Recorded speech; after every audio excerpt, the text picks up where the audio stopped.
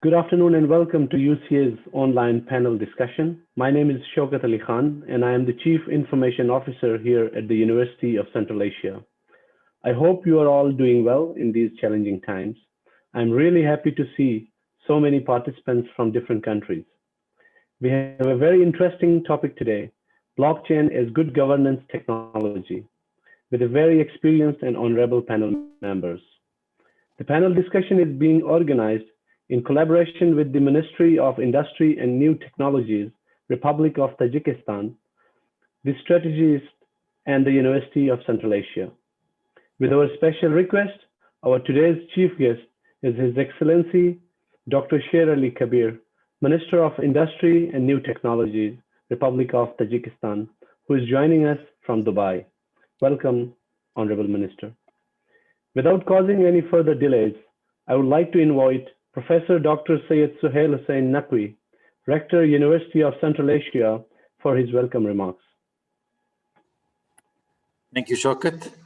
Bismillah ar-Rahman ar-Rahim. Honorable Minister Kabir Sher Ali, Minister of Industry and New Technologies from Tajikistan,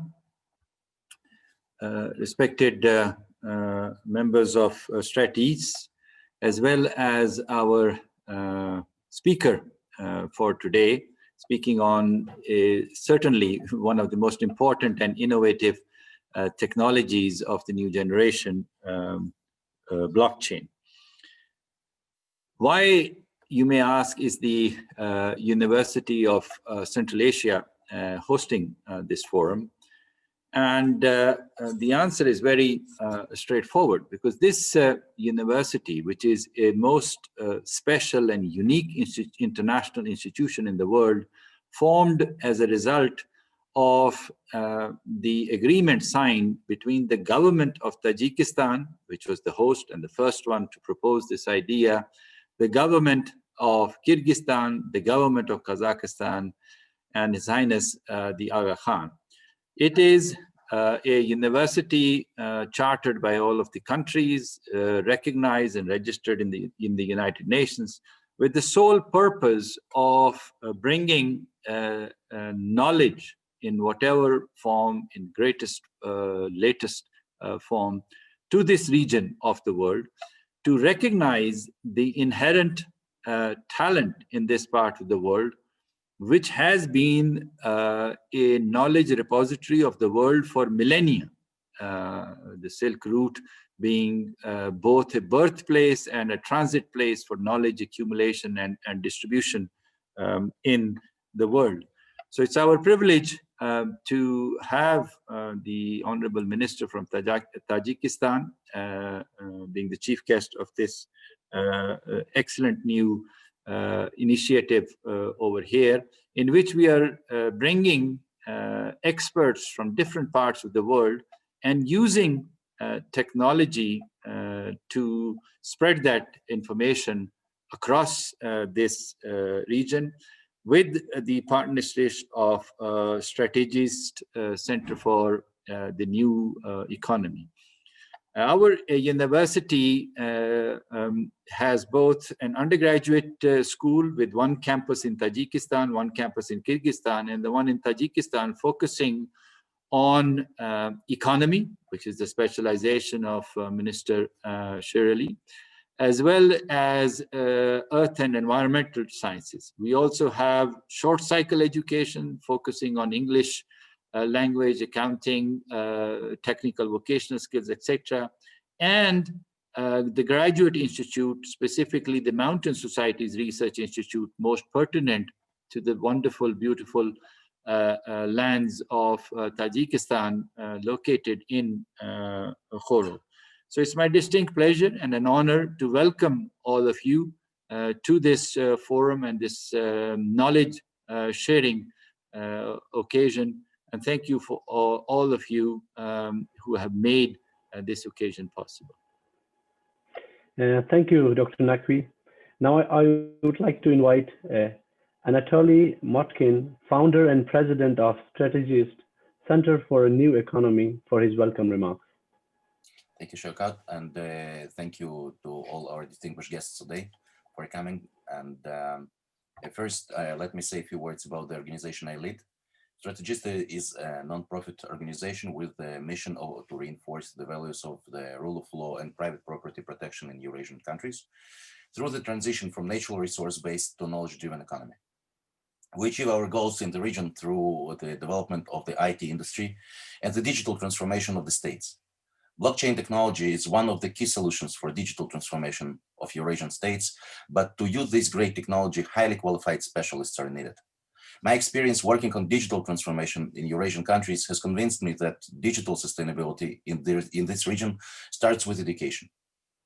This includes education at all levels, starting with the most basic digital literacy, following by the basic professional IT education, and finally with the relevant higher academic education. StrategEast contributes to the training of IT professionals, and in February this year, together with one of the leading engineering companies, global engineering companies, EPAM Systems, we opened our IT Hub Educational Center in Georgia and Tbilisi. And currently, students are trained in this program for the most demanded IT professions. The IT Hub has become a perfect model of how a public-private partnership should work in IT education. State support was provided by the Georgian Innovation Technology Agency. Students were recruited with the Business and Technology University in Tbilisi, it's a private university there, and professional trainers were provided by EPAM Systems. The launch of IT Hub in February 2020 this year was followed by the COVID-19 outbreak in March. And in a matter of weeks, we were able to fully transfer the training process to the online format.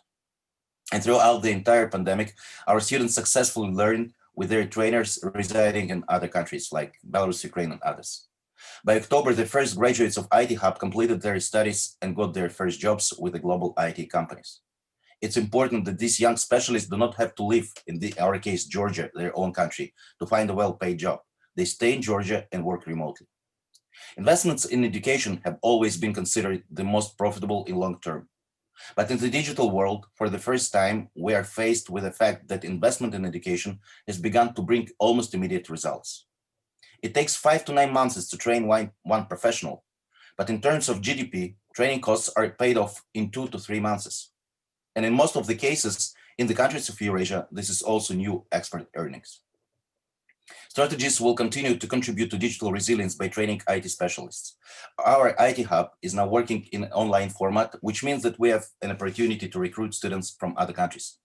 Our immediate plan is to start accepting students from Moldova, Azerbaijan, and Kyrgyzstan, and we're completely open and would be happy to cooperate with other countries. Thank you for inviting me today to speak with our distinguished guests, and looking forward to hearing. Thank you. Thank you, Anatoly.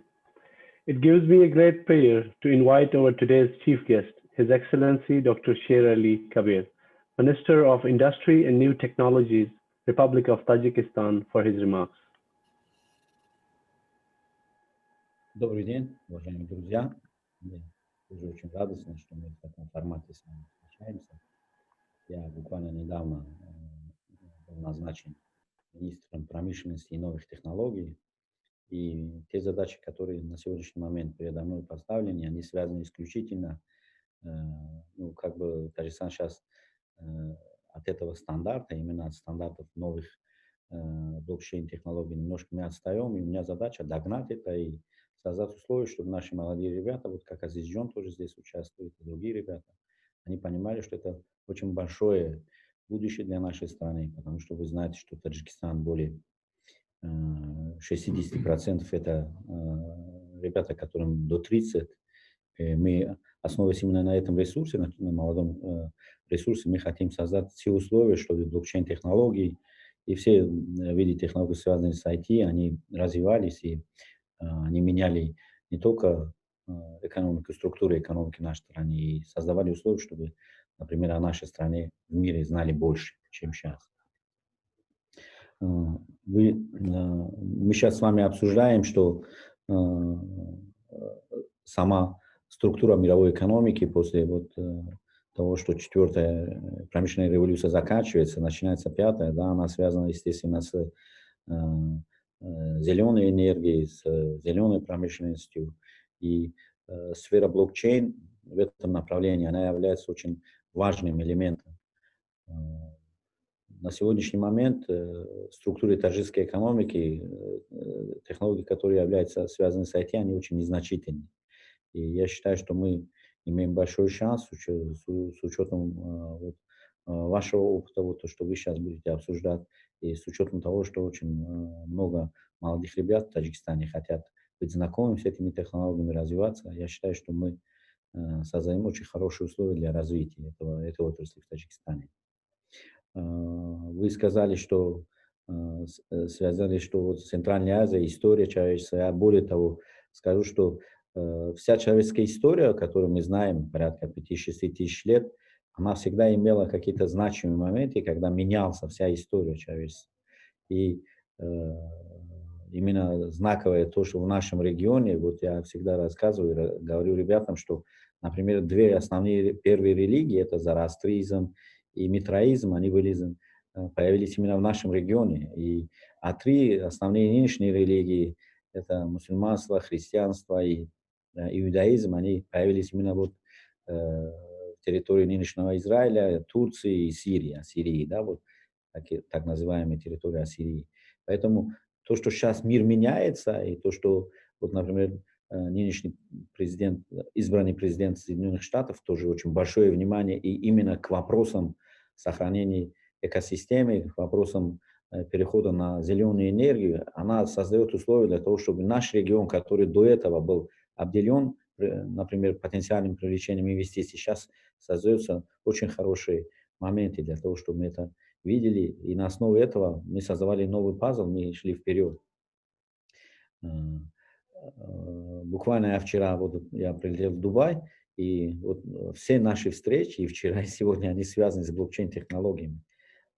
Я не помню, что такой очень интенсивный процессы, которые всегда во время поездок появляются, и это все связано с этим. Поэтому я даже удивлен, что мы с вами буквально несколько недель тому назад говорили об этой теме, а уже эта тема, она развивается, и очень интересно. Вот здесь у нас есть наши друзья, вот Миша тоже, вот он тоже родился в Таджикистане, наш друг, он вам расскажет очень много нового, он один из ведущих специалистов в этой отрасли. И вот наши друзья с Малайзии тоже, вот у них проект здесь в Объединенных Эмиратах, порядка $1,5 миллиарда.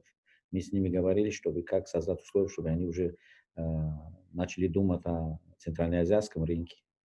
А когда они придут, это будет новое какое-то течение, и она создаст условия, чтобы сама экономика тоже менялась.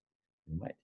Ресурсы, да, они есть, и ресурсы будут использоваться, естественно, но человеческий ресурс, он всегда был и остается самым главным ресурсом. А IQ, он как бы от Бога, я считаю, что от Всевышнего, и IQ, например, ребят с Таджикистана, они вот даже вот вы их послушаете, они реально, они имеют очень сильную природную основу для того, чтобы развивать эти технологии. В общем, я очень рад, что мы с вами это обсуждаем. Мы будем делать все. Правительство Таджикистана однозначно поддерживает все новые технологии. Наше министерство, у него даже в названии новые технологии. Мы будем все делать для того, чтобы большее число людей, молодых ребят, начали знакомиться с этими технологиями. Более того, мы сейчас готовим большую программу, государственную программу по использованию блокчейн-технологий. Буквально, я считаю, что вот, наверное, в следующем году в начале будет объявлено, что вот эта новая зеленая технология и зеленая энергия, она будет уже основой стратегии развития нашей страны в течение 10 лет будущих. И блокчейн, он же основан, вот то, что Google, Apple и другие мировые компании, они уже объявили, что они до 30-го года перейдут на зеленую энергию. Естественно, зеленая энергия – это наше преимущество, потому что у нас есть потенциал. Таджикистан, Кыргызстан, вот у нас 500 миллиардов киловатт-часов, и этот ресурс мы используем всего в районе 5-6%.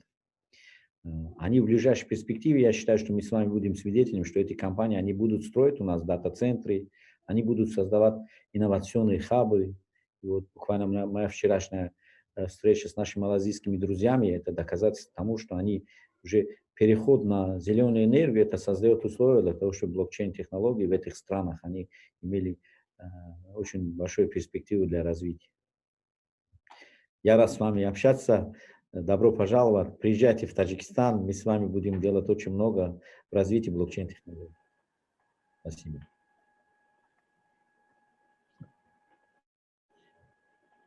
Уважаемый господин модератор, у меня Thank you, His Excellency Dr. Sherali Kabir.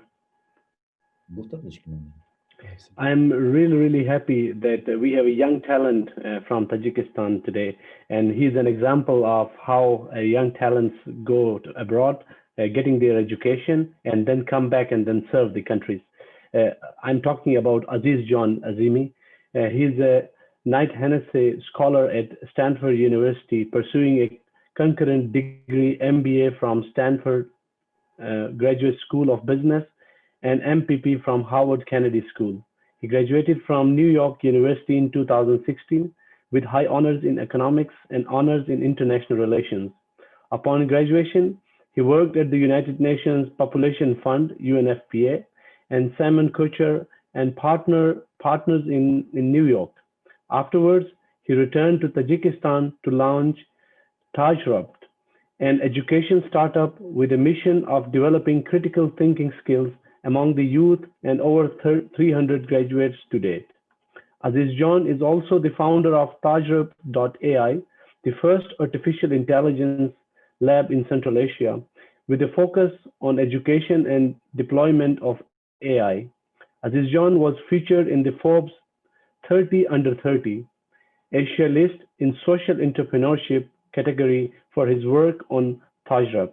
He's going to talk about how artificial intelligence can be integrated with blockchain for data infrastructure. Thank you very much. It's an absolute privilege to be on this conversation today. I'd like to first of all commend His Excellency Mr. Sherali Kabir for the kind words and for the invitation to be part of this panel today. It is a privilege to see that the government of Tajikistan is paying special attention to the development of new technologies, especially blockchain and artificial intelligence. And once again, my gratitude to Mr. Sherali Kabir for the immense and tremendous efforts he's doing in pioneering a new industry in Tajikistan, a new industry that is definitely the industry of the future that we're seeing being developed already today. Today, ladies and gentlemen, I wanted to address a few points in regards to how blockchain's role is even more important at the time of artificial intelligence. As the distinguished moderator just noted, I'm the founder of Tajrupt.ai, which is the first artificial intelligence laboratory in Central Asia. Right now with two verticals of work. First, we're educating engineers in machine learning, which currently is one of the most demanded professions globally. There's a global limited labor supply of machine learning engineers, but a great demand for such engineers everywhere from leading tech companies to retailers and manufacturers. And our job at Tajrupt.ai is to educate a new generation of machine learning engineers in Tajikistan who could be doing work for top companies sitting here in their homeland and contributing to the local economy. The second vertical of our work is deployment. We're working on deploying artificial intelligence models in the economy of Tajikistan to showcase that AI isn't just the future, but it is the present. It is here today. Just recently, we had signed a memorandum with 3 banks in Tajikistan in order to deploy artificial intelligence in their credit scoring capacity. So we're showing by example that Tajikistan is already taking the first steps as the pioneer, the regional leader in artificial intelligence in the Central Asian region. And I would also like to note that we're partnering with Microsoft on deploying artificial intelligence in healthcare by looking at COVID-19 data in local universities in Tajikistan. So seeing that our small work is being appreciated by top companies like Microsoft is a commendation to the prospect of Tajikistan as a future AI hub in the region. In regards to blockchain, what I wanted to note is that when we consider the future of AI, AI is based on quality data. Data is the foundation for the machine learning models that are created, or the machine learning models that are deployed across industries, from finance and logistics to healthcare and manufacturing. And when we consider data, we should be looking into it as the new oil, because really data is what powers the industry of today. It is what powers the functioning of the economy globally that we see today in the world. And what I would like to note is that when we look at blockchain's role in not only securing the data infrastructure, but also expanding, democratizing access to data to underserved populations, it serves as the fueling engine for the growth of AI so that researchers, companies, institutes can do more work in analyzing the data and converting it into new products. That is why I would like to note that when we consider blockchain, if blockchain is adopted as a good governance measure, and data is secured, it is stored by governments, by entities, by private companies. That provides the foundation for more of AI to be deployed, to utilize, and have better outcomes in all facets of our society. So I'm extremely privileged that this topic is being considered at this moment. And there are a few companies globally that are already doing this type of work. For instance, Microsoft just recently announced a public framework whereby blockchain is being utilized in order to incentivize the deployment of their internal data analytics models. Users on Ethereum are being rewarded for using this technology and applying their own insights for the functioning of the models that Microsoft is creating with machine learning. So once again, it is an absolute privilege to be part of this conversation today. And at the end of my remarks, I would like to just once again note that the government of Tajikistan, the efforts it is taking in artificial intelligence and blockchain are unparalleled in our region. And that is exactly what gives me the hope that the work that company that I'm running, that other companies that we have in our country are doing, is that we are contributing small steps to a big road ahead, one that will bring Tajikistan competitive advantage in new technologies in the economy of the future. So once again, thank you very much, and I hope to hopefully host all of you one day at Tajrat AI. Thank you very much. Thank you very much, Aziz John. And now we will start our panel discussion, and I am honored to introduce our distinguished panelists. Our first panel member is Valerie Vavilov, founder and CEO of Bitfury Group. Our second panelist is Vasil Zadvorny, the General Director of the Ukrainian State Enterprise Prozorro DP. Our third panelist is Misha Hannan, CEO and co-founder Deep Dive Technology. And our fourth panelist is Anthony Kalaikovan, Chief Technology Officer, Sarba Dynamic Holding Berhad. So my first question and my first question is to Valerie Vavilov about his thoughts on blockchain as good governance technology. And I think you are going to share your screen, so you're welcome to start. Yeah, thank you, Shokat. And it's absolute privilege for me also to be here with all of you. Let me share my screen.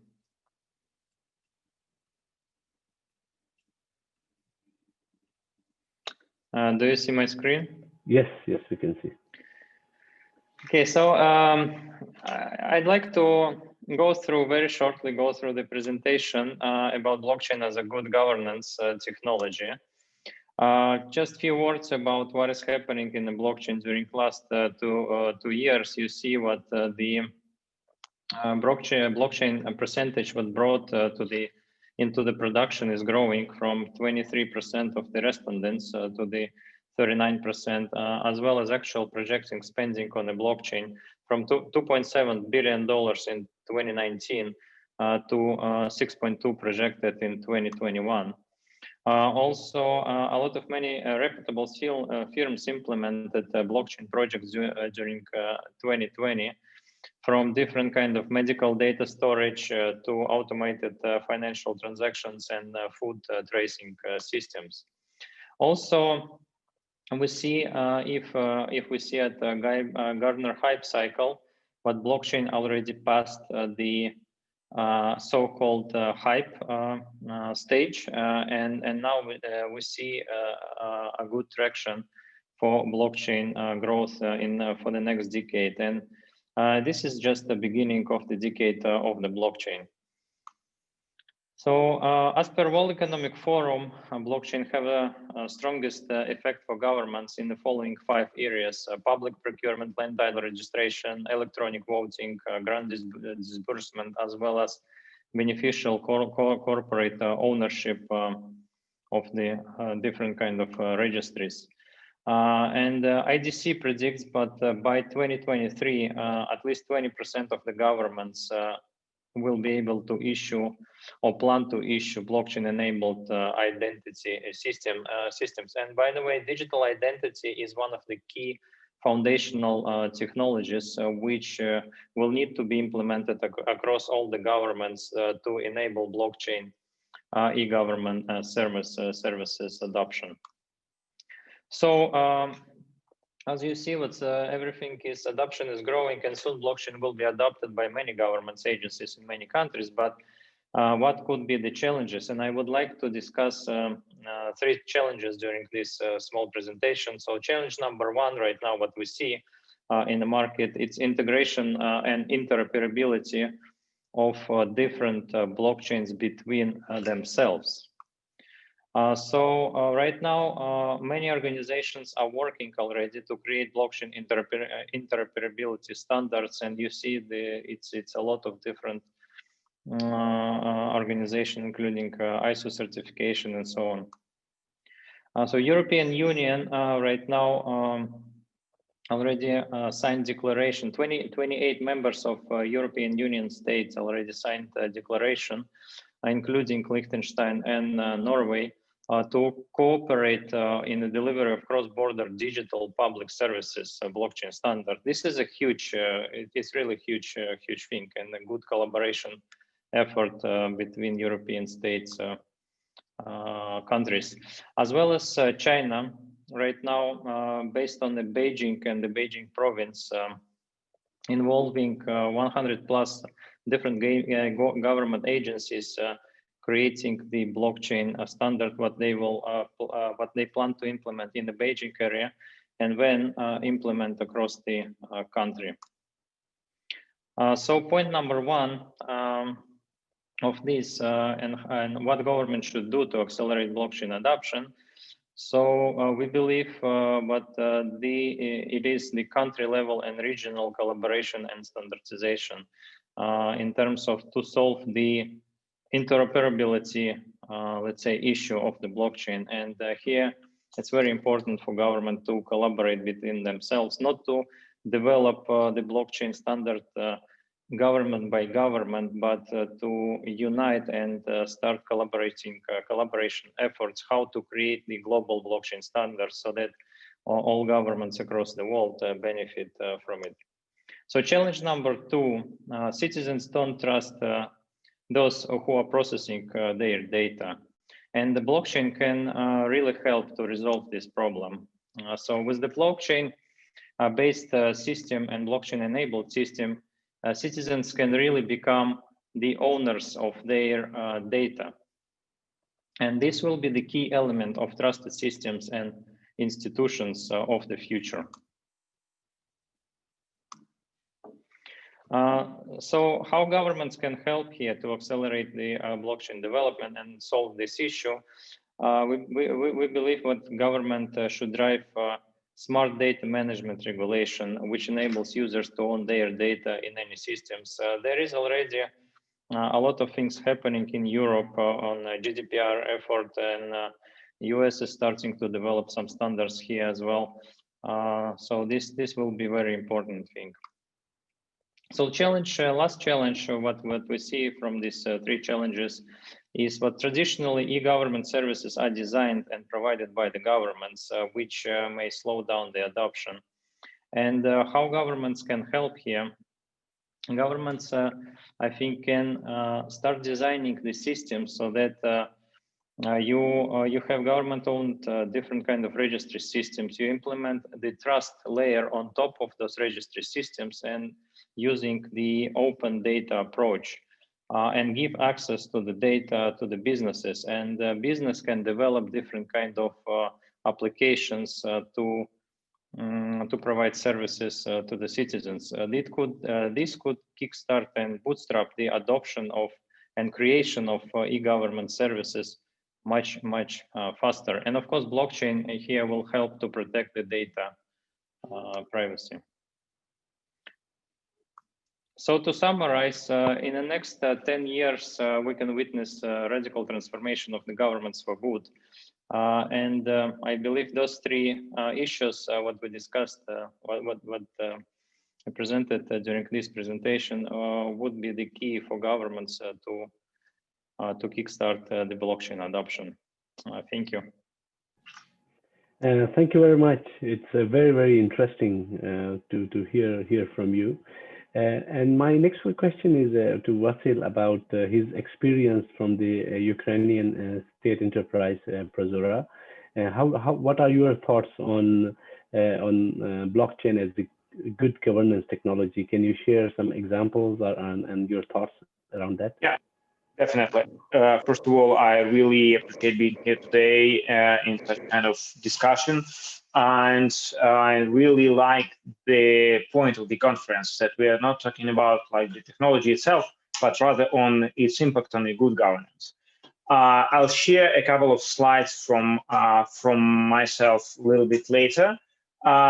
Basically, the main idea that I'd like to discuss with the colleagues is the idea of how to build trust between the governance and the citizens, and how to ensure that the data can still stay open and be trusted, and a transaction between the companies and the government can still be established.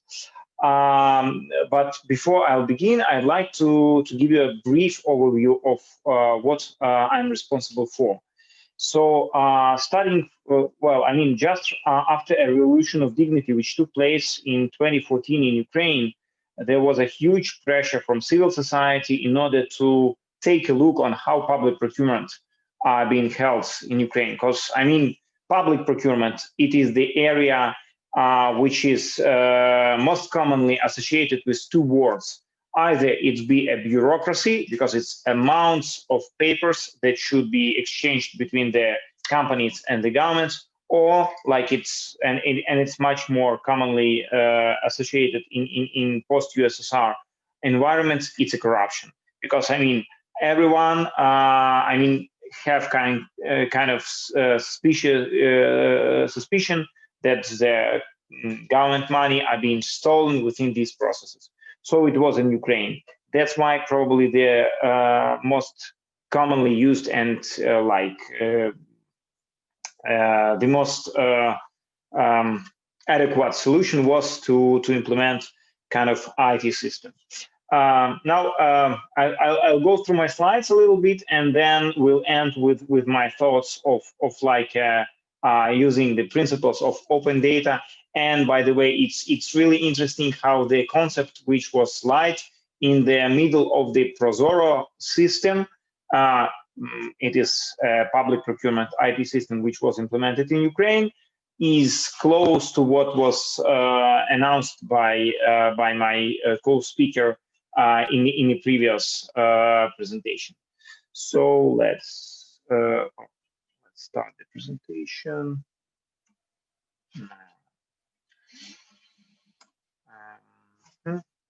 And let's share it.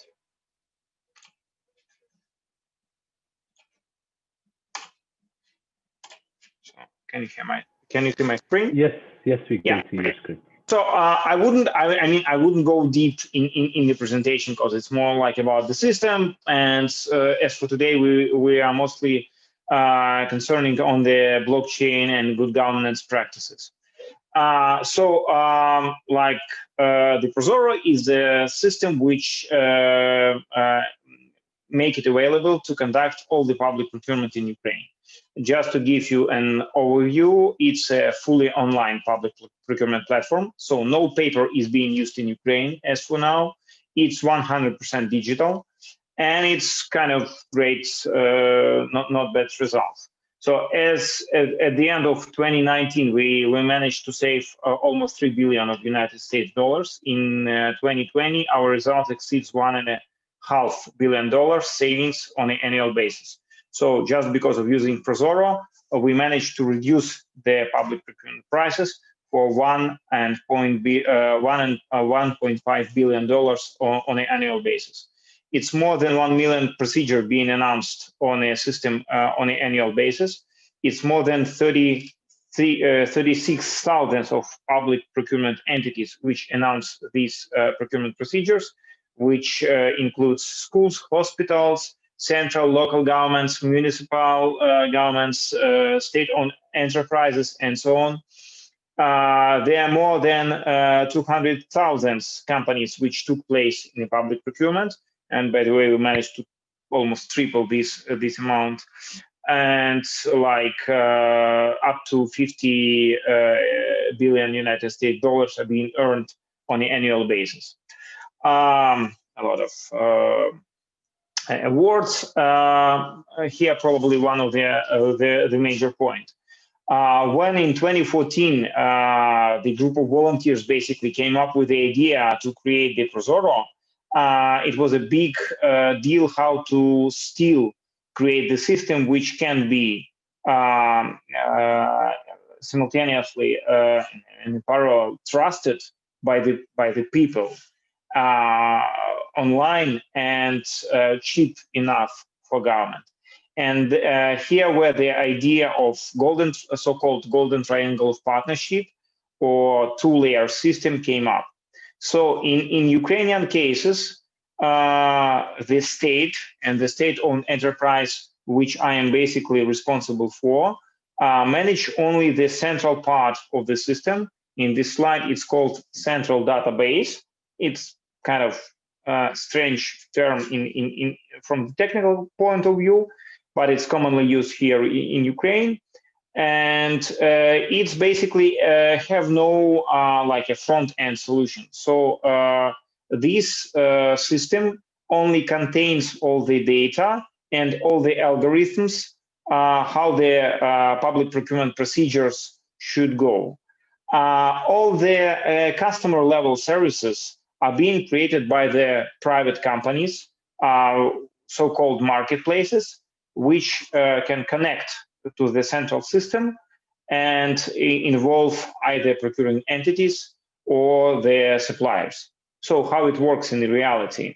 When, for example, hospital would like to procure, for example, masks, they choose one from one of marketplaces from like 13 currently available marketplaces, and using its web interfaces, announce this procurement. There are no limitation which marketplace can be chosen by this hospital. And if the hospital does not like the interfaces or the customer services, they can just switch to another marketplace. And after a hospital announce the procurement, which means filling the fields, describing how many masks they would like to procure, what are qualification criteria, what are technical requirements, what are the terms, what are the payment terms, and so on and so forth, this data goes to the central database. And in a seconds, like 4 seconds, as far as I remember, this data will be available on all other marketplaces as well. So then the suppliers who can supply these masks, he can be registered on any other marketplaces, but he will also see this announcement, and through his marketplace, the supplier then can place the bid. All the data that are being stored in the central database are stored in a so-called revision technique, which means that it's almost well, I mean, it's a part of the blockchain ideology as well. So that means that it's almost impossible on a central level to change something, because it will ruin all the chain of the changing of each and every tender. That, at the end of the day, leads us to the situation when the marketplaces are providing services to either procuring entity or suppliers, and they are motivated with a financial scheme, but it's, I mean, another part of my of the discussion to involve as much suppliers as we can, and that leads to increasing number of suppliers. That's why we managed to increase the number of suppliers who would like to sell something to the government. That in turn increase the competences. That in turn increase the savings. Also, important part of my story is that Prozorro, I mean the central database, our IT system, is written on open source principles. So anyone could go to the GitHub repository and go through our code and try to find some kind of leaks or breaches or suspicious types, and that guarantee the level of trust as well. And we pay a lot of attention to the security as well. But again, it's another big part of technical discussion. We managed to create a lot of procurement procedures, almost 20. As for now, we do have consumptory auction. We created e-catalog, which means like e-market, which helps to buy everything like in one click as well. We automate almost all stages of the procurement procedures and implement a lot of monitoring tools. Again, the important part of the Prozorro solution is that all the data about the public procurement are available through the open API. And because of this trusted technique which was used in order to build the system, there are high level of trustworthy for this data as well. So any kind of non-governmental or governmental organization, and you as well, can go to the Prozorro API, get this data, and build your monitoring tools by yourself. For example, you do see the business intelligence tool, which was implemented by the Transparency Ukraine based on the Prozorro data, and risk indicator system, which was built on the Prozorro data by the Transparency as well. And the risk monitoring tool, which was built by the state audit services, which helped them to find some kind of wrongdoings in the Prozorro as well, and another monitoring tools. So basically, there are more than 14 different monitoring tools that was built by the different NGOs based on the Prozorro. And for example, as we're talking about the COVID procurement in this year, so we managed to keep the COVID procurement also in the Prozorro as well. And the guys from Open Contracting Partnership estimate that it took them no more than 5 minutes to get all the data about Ukraine COVID procurement because of this open data ideology and the open API in Prozorro. So probably that's it from my presentation. Just to conclude from my side, I wouldn't say that Prozorro. Well, basically, Prozorro does not did not build on the blockchain technology. It gets some kind of ideas that's used by the blockchain as well. But much more important, as for me, is not to be like the evangelist of kind of technology, but rather to understand the good governance practices. And that implies creating the partnership with the private sector and the civil society, which definitely can be enforced and can be can be enforced by the blockchain, is keeping the data as open as it can be, because again it builds the trust to the data, and to build the ecosystem around the collaboration between the citizens and the government. Thank you. That's probably all from my side. Thank you, Vasil, for sharing your experience, and then very interesting to see. So I would go to Misha now, and then ask the same question about his thoughts on blockchain as a good governance technology. What are your thoughts based on your experience? Basically, again, from my perspective, we should not think about kind of specific technology as a good governance practice. So the good governance is rather the principle of openness, collaboration, involvement, citizens' involvement, and kind of probably even sharing the responsibility with different entities. So from my perspective, the next decades and the next years will change a lot how the governance itself looks like in the world as well.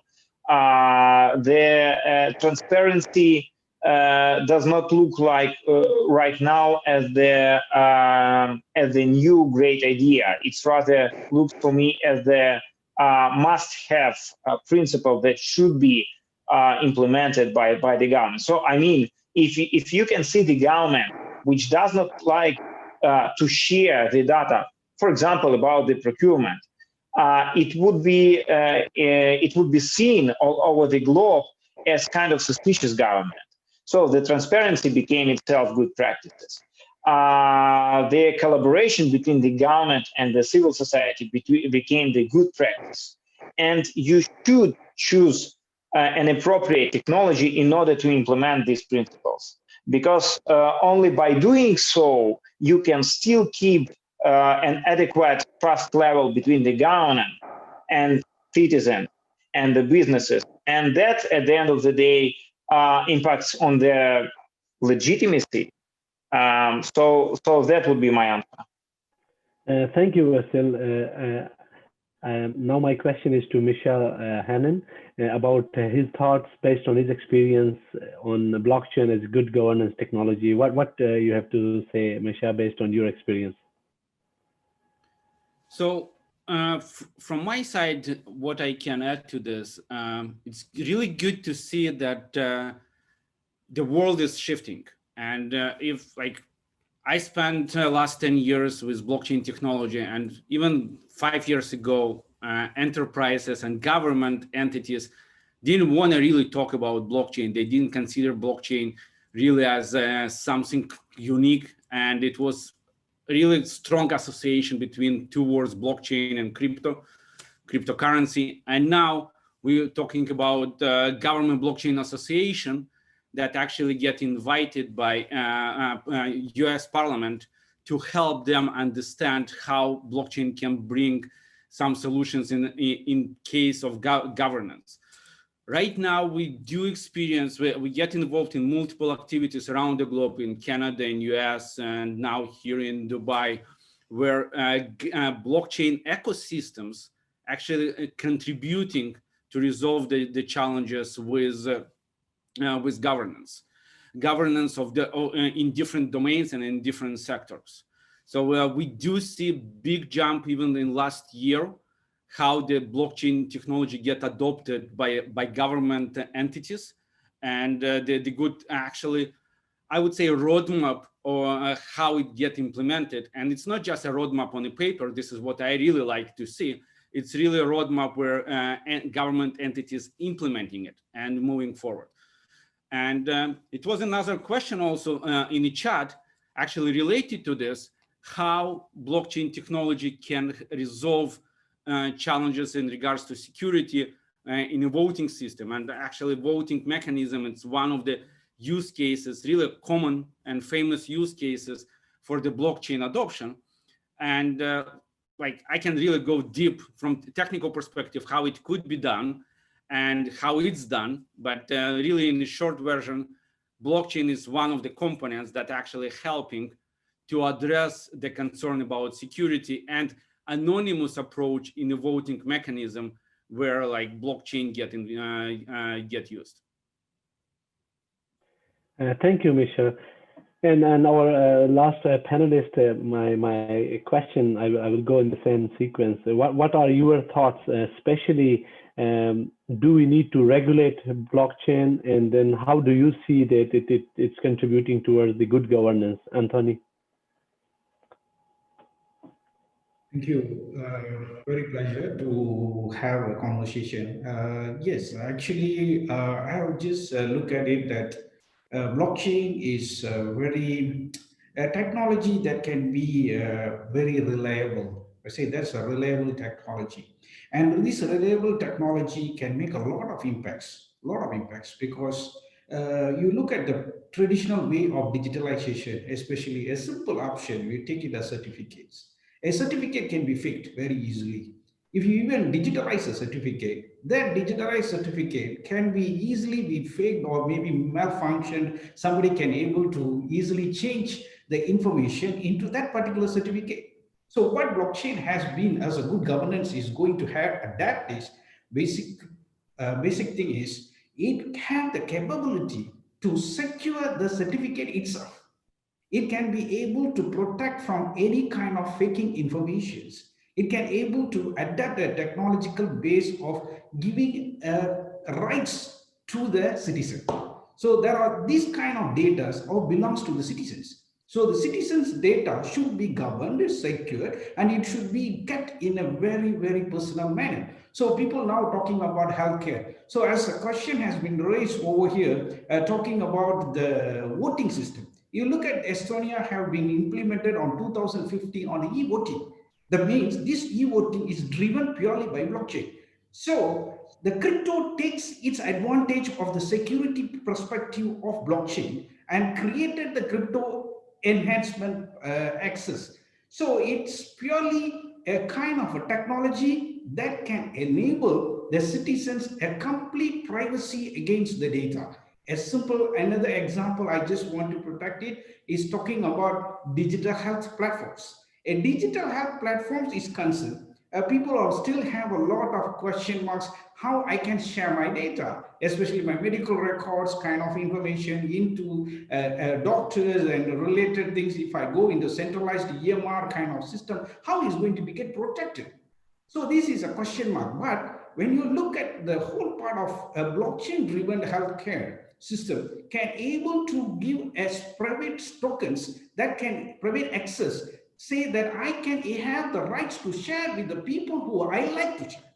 It's not to everyone. So the privacy part of the data can be protected as a good governance by this kind of technology. And I would say that this kind of technology can able to build it in another aspect. So I give an example about the Citigold. Citigold is a company who from Australia is creating an asset-based investment in crypto. So that means you just imagine, I try to create kind of a coin kind of crypto in on the asset base. So asset base is going to be rather moving around it. So means like this particular company have been taken almost 200 million investment has been brought in using this crypto based assets to dig the gold in Australia. So this is going to be a way forward. And maybe I'll just say people who are being farmers or people who have minerals can able to put it as an asset base of this kind of crypto kind of mechanism. And this will help a lot of small, medium, even countries that can able to ride on it. And again, if you look at this kind of things, there is another question in that about Tajikistan. Yes, it is basically, if you look at it, crypto is going to be not only mentioned about Bitcoin, it's going to be a coins based on assets and things going to be created in the future. And definitely energy lower countries, the energy cheaper countries can take the advantage on that particular aspect of it. So from my perspective point of view, I would say that enabling of blockchain technology will actually protect new businesses, new type of investments, and it also provides a chain of traceability. That's very, very important, because now the biggest issue is the traceability. The traceability can be maintained by blockchain. So I just want to imagine now, like we are talking about halal products and we are talking about vaccines that we generate, whether it is original or it is a duplicate. So who can able to identify? This kind of mechanism on supply chain can be achieved by blockchain. So traceability is one of the major governance of blockchain. And if you look at it, the whole part of it is like, I would say the world face a different problem right now, because we cannot able to trace the supplier, actually who is the owner of that particular product or supplier who supply this item. So there are a lot of fake products in the market which cannot able to identify. So blockchain is a one way forward for the government and any kind of supply-based tracking system. So this is something I want to really emphasize on it. Even now we are talking about the Malaysian government is putting into COVID-19 and they want to track it using blockchain to see how people are get vaccinated and where the supply come from. So these are the ways I think that it will be much more give a lot of transparency and in terms of governance related process, and it will definitely will enable new businesses and also a transparency and a very, very quality products on the market. So it is give the right quality and also it gives the right origin of the any supply material that you going to use in the future. So this is what my perspective about blockchain as a technology. Thank you very much, Anthony. Very, very interesting. And my question now is to Valerie, on the same lines of what Anthony just spoke. What would you recommend as immediate actions for representatives of governments who are watching us today to start after our conference? Because there are a lot of government officials are watching. So what would be your advice and recommendations to them? Valerie. You know, if we're talking about immediate advice, I would say to start creating some kind of collaborative agency across the different governments in the region to join forces to create the standards, yeah? Because the issue is, and what we see right now is the blockchain, a lot of institutions try to create their own blockchains, yeah? And we saw it in internet 20 years ago. And we will end up with a lot of solutions, what we will need to interconnect, yeah? And that's why I mentioned one of the issues, what we could see in the future, is interoperability issue, yeah? So that's why I think the immediate action is to start acting proactively and start creating these interoperability protocols between governments and between institutions already today. And if we start doing it already today, we will see the blockchain adoption happening much faster with and much fluent with no interoperability issues. Thank you, Valerie. Do we need to regulate blockchain? And this question is to Valerie or Vessel, Misha, anyone if you want to. Do we need to regulate, and how we will regulate blockchain? Because this is new, and of course everybody is working, and it's a buzzword. But what mechanism we need to set up to regulate blockchain? Yeah, I could provide some thoughts on this also. If we look at the blockchain as a technology, blockchain has implemented trust by design. And what is regulation? A regulation, basically, it's the trust implementation of any system. And why we need to regulate something? To protect the citizens, yeah, to protect the citizens from some fraudulent actions, yeah. But if we have trust implemented by design in the blockchain technology, basically, you don't really need to regulate blockchain, because the regulation is already implemented by design. And blockchain, the more blockchain will be implemented in different systems, the easy will be the regulation of the different systems. I think blockchain by itself is some kind of regulation of existing system by implementing the trust. Thank you. Anyone else wanted to? Misha, maybe you can unmute yourself. I think you want to talk. Unmute yourself. Yes. Sorry. I would add to this, actually. I would say we will come to the point where blockchain, we will have some particular standards of the blockchain technologies. From the regulation perspective, I don't see that actually those two things can even come together, because we need to regulate the product of the blockchain. So for example, if we're using a blockchain in the financial sector, then the product that will be created, that will be blockchain driven, this product should be somehow regulated and should be compliant with particular regulations. If we're creating supply chain management for the recycling industry, as an example, there's absolutely different regulations of the recycling industry, of the supply chain mechanism. So I wouldn't say that we need really to focus on the regulation of the blockchain as a technology. It's more about the use cases of the implementation of this particular technology. So this is in regards to regulations itself. Thank you very much. We have a lot of questions coming because it's live on our social media also. So we are getting questions there also, and then some questions on our Q&A here. So I will start asking some questions from social media now.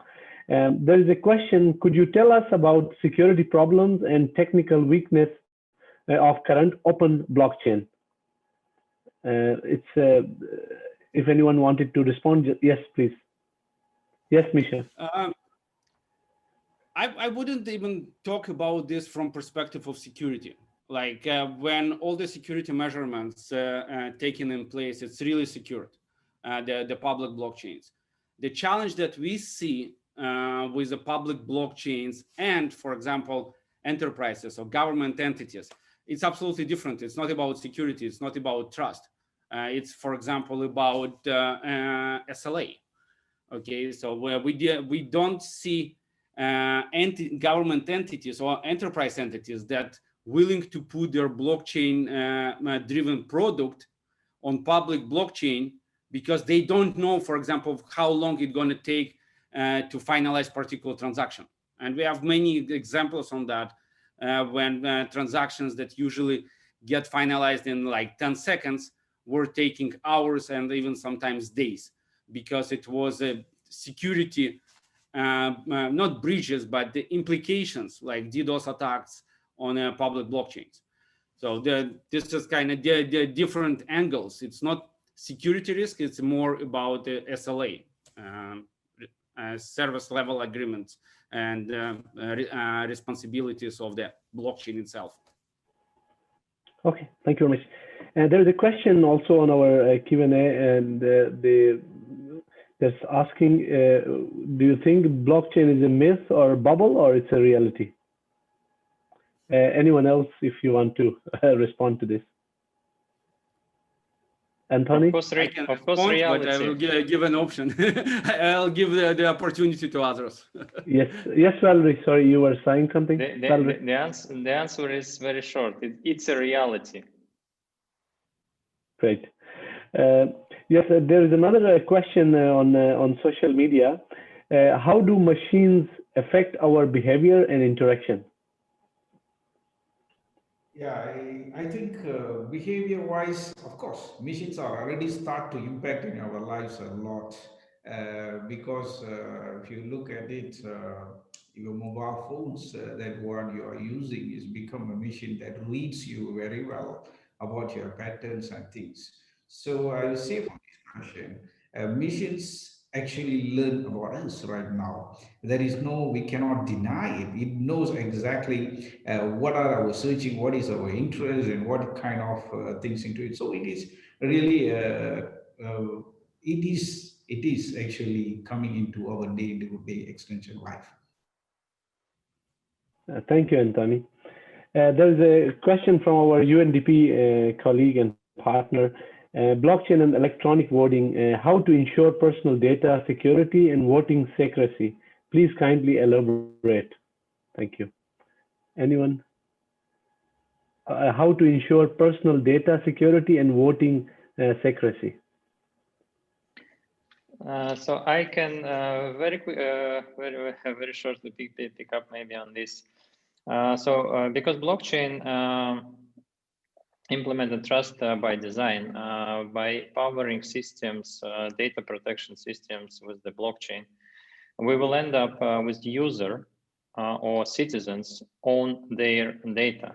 When you're owning your data, you are the ultimate decision maker how to manage the access to the data.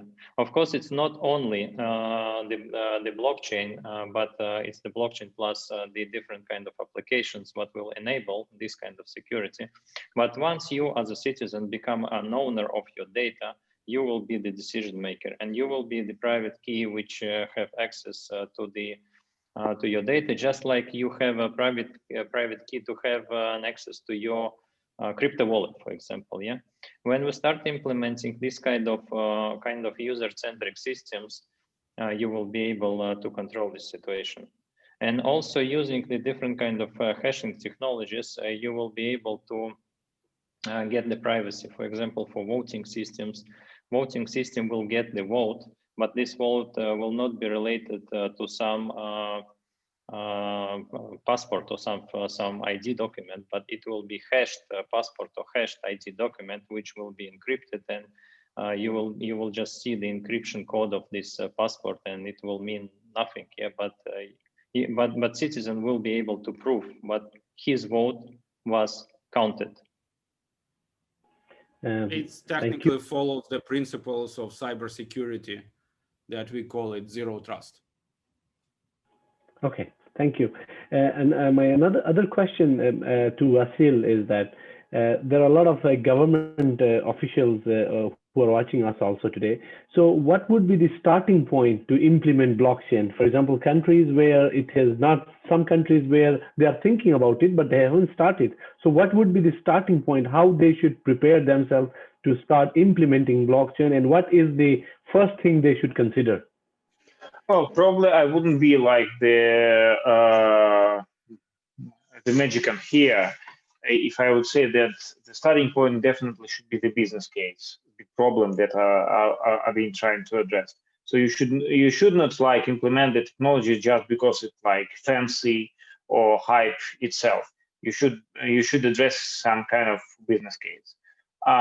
In a continuation of what was already been spoken by my co-speakers, I would say that we should focus on the area which definitely requires a big level of transparency and the trustworthy. So the first point should be to understand what are the civil society demands on these topics, and what are the constraints that could be addressed by the blockchain technology. That's how the Prozorro was built in Ukraine. So first came the request from the civil society. They would like to see all the data about the public procurement, rather than like the idea, so let's implement some kind of new fancy technologically solution. So yeah, and the second part of the story is definitely to build the broad stakeholder coalition. So you need to unite different market players and market makers basically around this solution. Then any kind of technology can be implemented.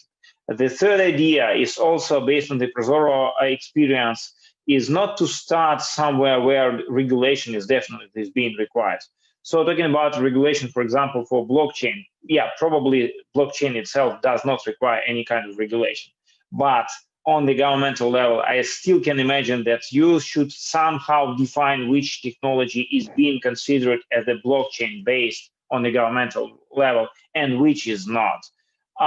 If you're automating something in a healthcare, you still need to do some kind of regulation amendment. If you are dealing with the money, you still need to do some kind of regulation amendment itself. So if you'd like to check the idea itself, please find the area which requires at least minimum regulation changing. For example, when Prozorro starts, we start the system on so-called under thresholds procurement. So these are procurements that are lower than 7,000 of United States dollars, and these procurements are not regulated by the law. So they're only like a recommendation rather than requirements. That's why implementation of new solution was so easy there. So it was like a pure commercial solution. So we find volunteers through the procuring entities. They try to use the system, they see the results, we can demonstrate these results, we can basically sell these results to the government, adapt the law, and move on. So these three ideas, please be focused on the real requirement of the civil society, build the broad stakeholder coalition, and test your solution on those areas which wouldn't require big regulation amendments. Thank you very much. It's interesting. There's a question to Anthony and Valerie. For example, there are a lot of, at the moment in this session, a lot of IT professionals and students are also hearing, and then we are recording this for them also for our own students. So if a IT professional wanted to build their career in blockchain, or a student who are just graduating from the university wanted to go in this direction, what would be your advice? Okay, yeah, definitely, because the basis is there. The basis is there, and it is purely a programming methodology. So one is talking about programming methodology. The students has to start to take some use case scenarios and try to implement with these frameworks because there are a lot of frameworks, there are a lot of open source frameworks, there are a lot of things available. So they can have to take some kind of domain and start to implement it. So I would say like a simple kind of implementation can work on blockchain. A regular type of programming, it's not a different kind of programming aspect. If you look at like a graduate, an IT graduate, he must be very well with Java base, and then he should be with some kind of PHP programming. And there are a lot of available frameworks that helps them to able to elaborate more on blockchain related open source. So there is no, for me, I don't find that you have to learn a different set of programming things into it. It is basically a existing set of programming, but it just only to know how to use the tool and integrate it out. So that is a very good opportunity, and it is going to be the future driving technology. Yes, Valerie, you want to add anything here? I fully agree with Anthony, and the only thing what I want to add, just start today. Don't wait. Okay, sounds great. There's another question, and I would like to target that to Misha, because this is about the Central Asian question. They're saying that, can you please specify how smart contracts can be implemented in Central Asian market? If you want to comment, Misha. Please unmute yourself.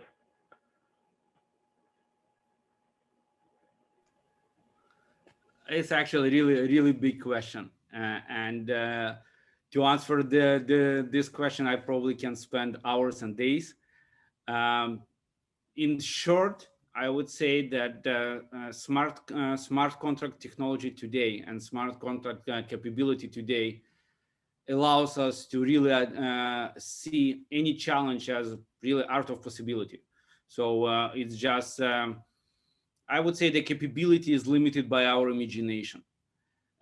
Today, we've seen we use smart contract solutions in absolutely different angles and different projects, even if it's crypto-related projects, if it's governance-related projects, if it's a project in supply chain management, we use smart contract technology. So it's literally brings us endless opportunities to address business challenges by leveraging smart contracts. So it's kind of not easy answer, but I really would encourage everybody to see smart contract technology and consider it really as art of possibility, and there is no limits.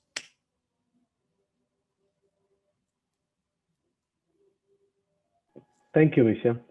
There's another question. How do machines affect our behavior and interaction? This is, I will direct this to Vasil, if you want to respond to this. Well, I mean, again, that's a question that could be answered through the days, basically. So I wouldn't say that it is the machines which really impacts our behavior. It's rather the product and the customer experience that do. So and that's lead us to the question about how the governmental services and how the good governance should be built. So we should not just like introduce new machines or implement new technologies. We rather should be building new types or updating old types of products.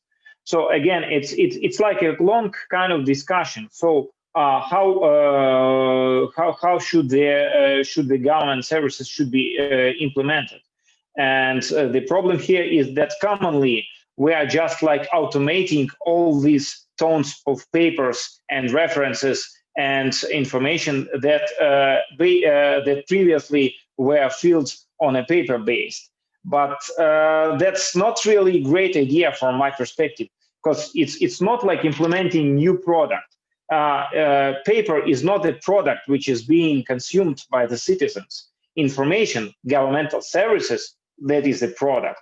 So I'm not really interested in increasing the pace of filling of my paper for the government. I'm interested in getting like students' fees, in getting new tickets, in getting right to drive the car. I'm not interested in getting driving license. I'm interested in getting right to drive the car. That's my interest.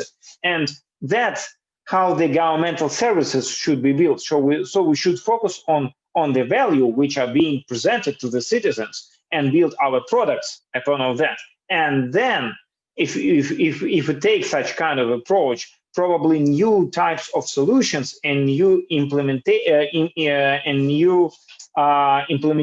areas of different technology as a blockchain, artificial intelligence, IoT, whatever might came up.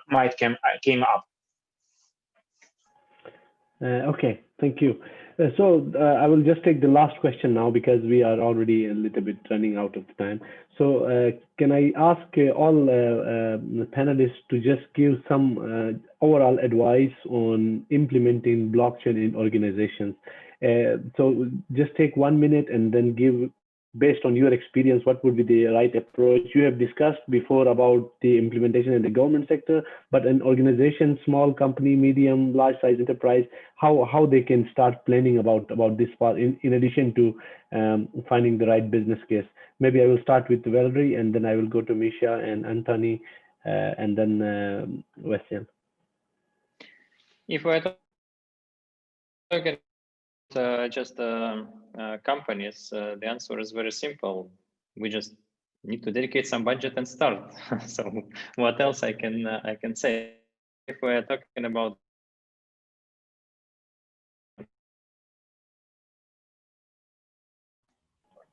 opportunity for businesses to start, yeah, don't doesn't need regulation, yeah, and create the so-called sandbox approach to embrace innovation, where you create the environment where you give business opportunity for experiments, and when something came out of this experiment, sit together with the business in one room and decide, do we need to regulate, or how do we regulate, and how to simplify the regulation? Because what is happening right now in the world, we're using, in some of the areas, we're using, I don't know, 50 or 100 years old regulation rules, but the world is different. Yeah, we need to adapt. The regulation need to adapt as well. Thank you, Valerie. Yes, Misha, you want to say?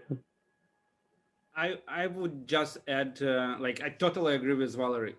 We need, like, organizations need to start thinking in this direction. And I would add to this, like, just one small thing. I would encourage organizations, enterprises, government entities, like all entities, even to take a look from a different angle of their current challenges or current solutions, and think, what if we will implement this new technology, blockchain driven, what will be the outcome, and do real calculations and see how it's going to work. Valerie mentioned that we use some regulations and some rules and sometimes some procedures that so old, like decades and sometimes even hundreds years old.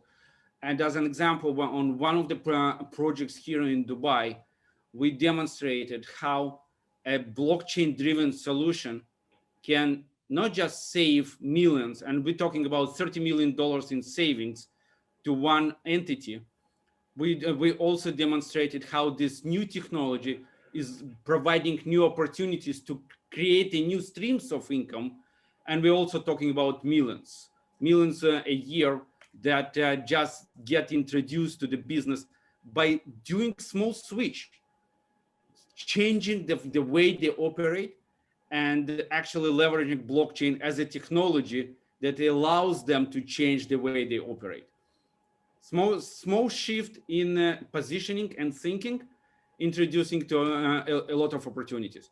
So this is what I would encourage any organization to even kind of review what they currently have and think from the angle, would new technology bring value to us? Interesting. Thank you very much. And Anthony, just to add in addition to what I just asked, there's one question. I will just combine that into this one. And the question is, digital transformation looks like a never-ending process and rapidly changing, with technologies rapidly obsoleting and being taken over by a new one. What do you think, you probably know already, would be logical next step in process? All right. Okay, this is something very interesting question, because when you look at the digitalization as it is a never-ending process, and I would say when you look at the whole process to evolving of technology from one case to another case takes few years. Normally, you look at like in the year of 20, maybe you look at like 2004 or 2000, you get with a different version of technology will take 2 to 3 years or 4 years. But now the technology is moving very fast, that every month and every, like few days later, there are new things in the market.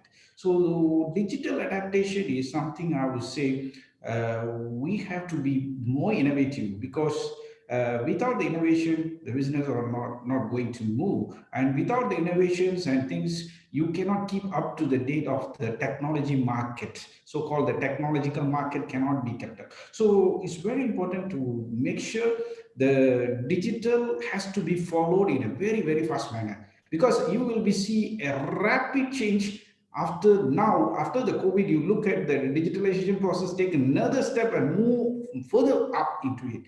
So this is something we have to be very, very careful in terms of this particular thing, and have to, especially educational institutions, has to keep up to date on the technology to bring especially the students with their newer adaptation, I will say the new norms of education, and interacting with the industries, and make sure that they are ready for the upcoming industry and digitalization process as well.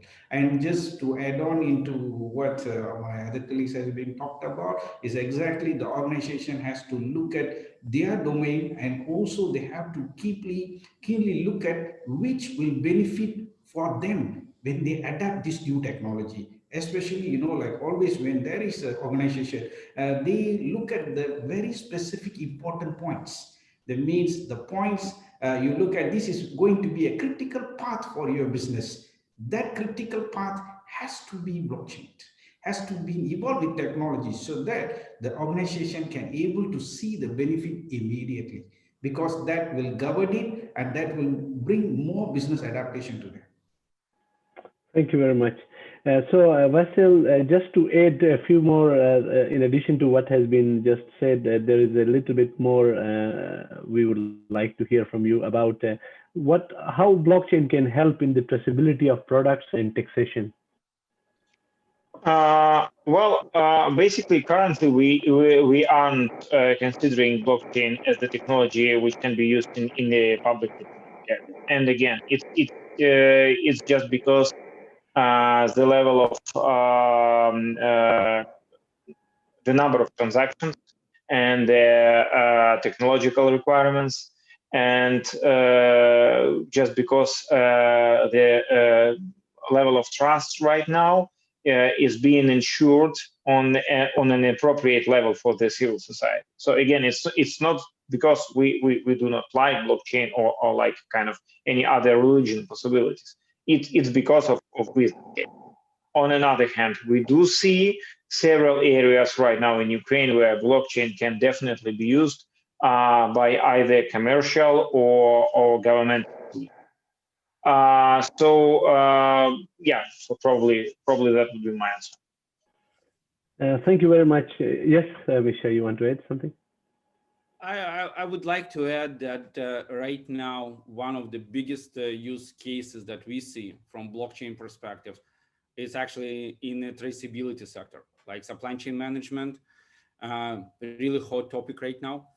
And we're really proud, I'm really proud that one of our projects in supply chain management was actually presented to United Nations last September at the General Assembly. And this particular project was about traceability of the plastic bottles from the moment when they get created up to the moment where this particular bottle was recycled and what happened with this particular plastic after the recycle. Because there is many implications and many regulations, by the way, about the plastic recycling, and plastic is not allowed to be recycled more than a particular number of times. And this is a real, like it was a question in the chat about real blockchain implementation projects. This is the real project, real use case for the real company, and this project is growing and growing right now. Thank you very much, Misha. Thank you, Valerie. Thank you, Vasil. Thank you, Misha. Thank you, Antoni. It was very, very interesting, and I can go on and on. There are so many questions because this is such an interesting topic, but we have to just mindful of the time.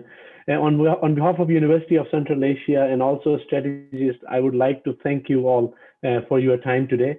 And I would like to invite you also, if you are in part of Central Asia, in Kyrgyzstan, Tajikistan, please visit us in one of our campuses, meet our students, and then we are also trying to do what is relevant for the society, and then do some research also. And I would like to invite all of you when and if you get time to visit that part of the world. With those words, thank you all the participants who have been attending this on social media and also on Zoom. Thank you each and everyone for your time, and thank you very much all the speakers once again, and thank you the government of Tajikistan for collaborating this. It's really amazing, and then we are really looking forward to working with you on a lot of more projects. Thank you, and have a very nice afternoon. Thank you. Bye-bye.